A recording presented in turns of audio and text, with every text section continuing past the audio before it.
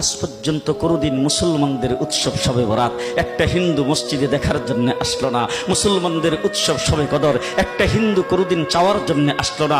মুসলমানদের উৎসব রমজান মাসের রোজা একটা হিন্দু কোনোদিন তোমার সাথে সমাজ করার জন্য রাখলো না। একটা হিন্দু কোনোদিন তোমার ঈদের নামাজে আসলো না।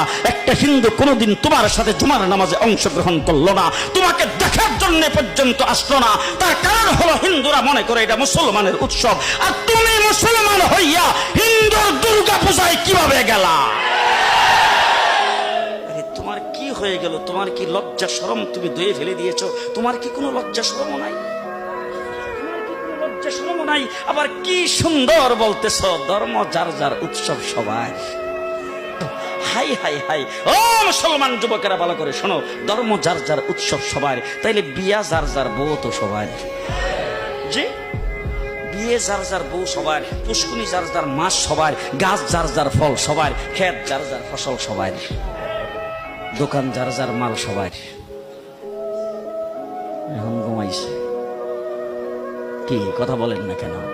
তাহলে আমার দোকানের মাল যদি আমার হয়, আমার ক্ষেতের ফসল যদি আমার হয়, আমার গাছের ফল যদি আমার হয়, আমার গাছের নারিকেল যদি আমার হয়, আমি বিয়ে করলে বউ যদি আমার হয়, মুসলমান আমার পুষ্কুনির মাস যদি আমার হয়, তাইলে ধর্ম যার উৎসব তার।